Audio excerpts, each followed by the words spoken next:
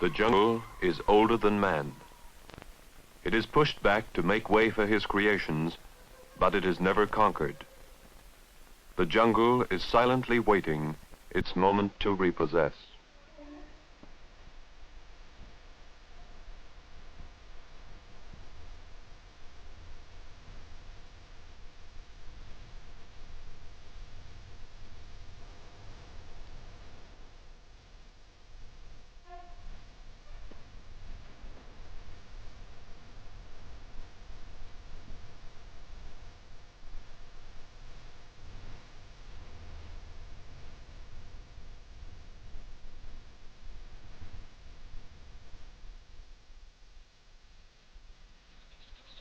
What the jungle has buried, man is slow to disinter.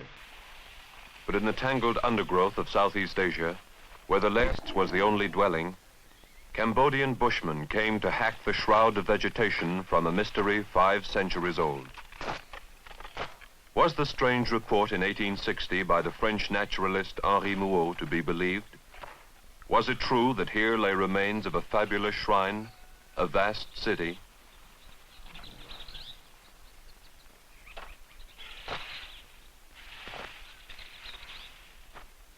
It was true. Here was the crumbling skeleton of a lost civilization.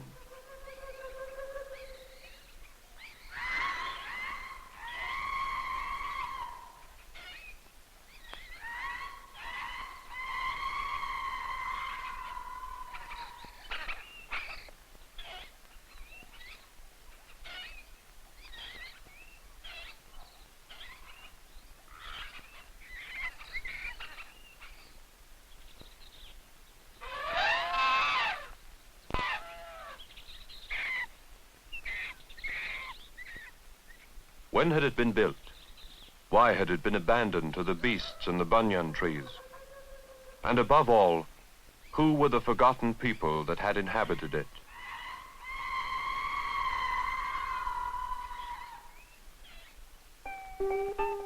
The Cambodians did not know. Legendary giants, some thought.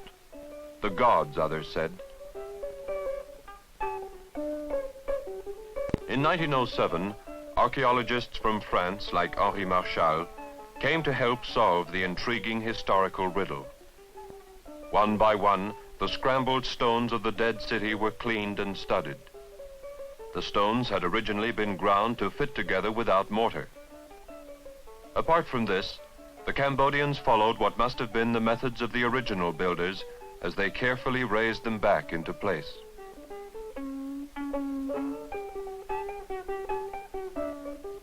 Thus began the painstaking labor of resurrection.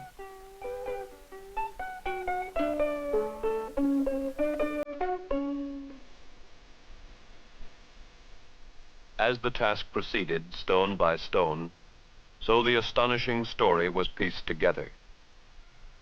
Early Chinese chronicles told of visits to the empire of the Khmers, a dominant power in Southeast Asia from the 9th to the 15th century, and of the splendor of its capital, Angkor. The Khmers were ruled by a dynasty of god-kings associated with the ancient Hindu divinities Shiva and Vishnu.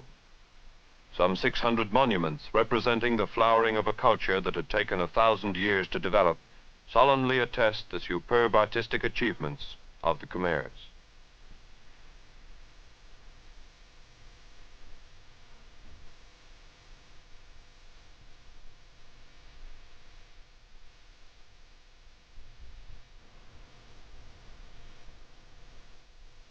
Through the city's majestic gates, elephant caravans had once paraded, with troops of torch-bearing attendants and hundreds of garlanded palace girls marching and dancing amid banners and music, as the people crowded about to see their god-king. Life-size tapestries in stone testify that all of this happened. All of it is true.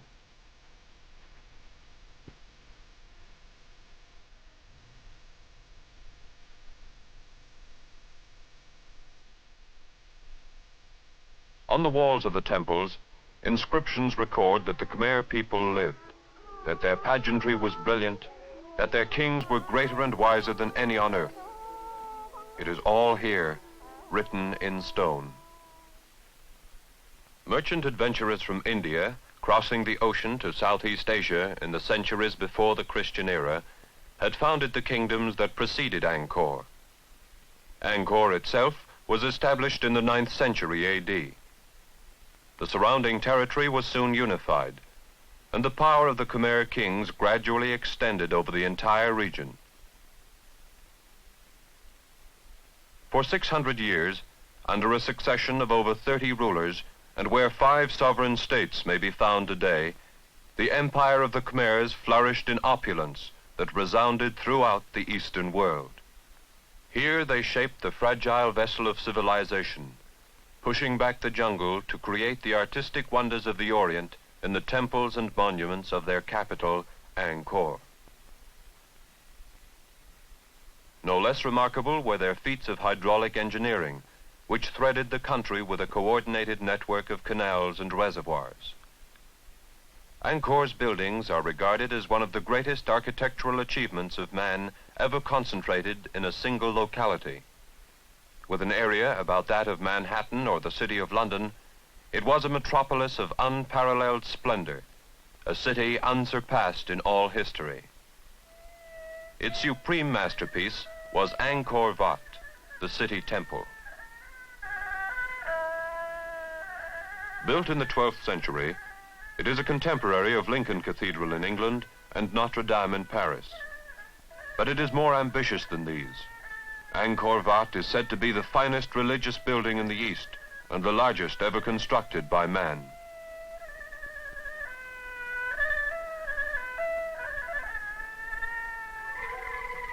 On the walls of the temples, Angkor's artists set down details of everyday life.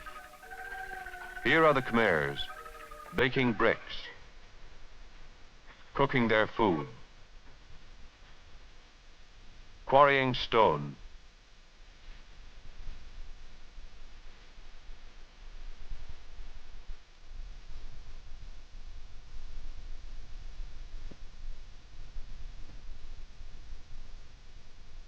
This is the way they lived, pondering over their parlor games,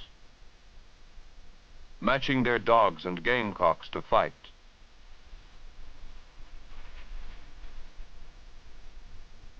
kneeling to kiss the hand of their ruler.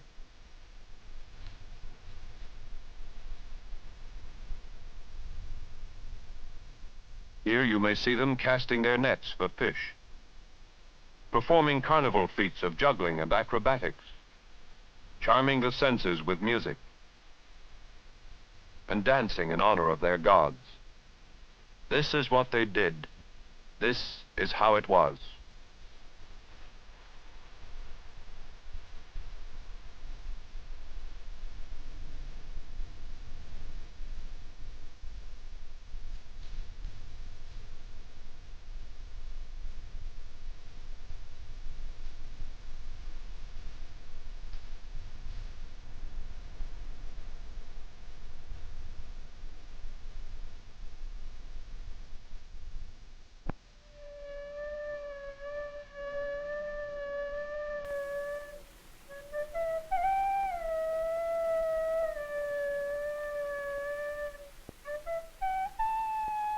Inside their temples, Buddha and the Indian trinity of Brahma the Creator, Vishnu the Preserver, and Shiva the Destroyer smiled enigmatically.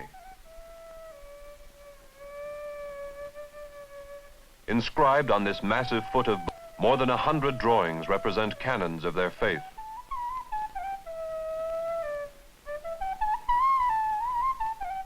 Above the temples, images of the god king Jayavarman VII gaze in all directions. Angkor's most powerful ruler, he expanded his empire to its farthest reaches and made its capital a fortress of awesome magnificence. But neither gods nor kings saved the people of Angkor. On the temple walls, something of their story can be read. Proficient in building, the Khmers had been no less proud and skillful in the arts of destruction. Their armies had triumphed over all the neighboring states. They were invincible, until at last the tide turned against them. What caused their downfall? Was it the orgy of building and pageantry that exhausted the people's energies? Was it a resurgence in the strength of their neighbors? Was it a spiritual decline through loss of faith in their traditional gods? No one is sure.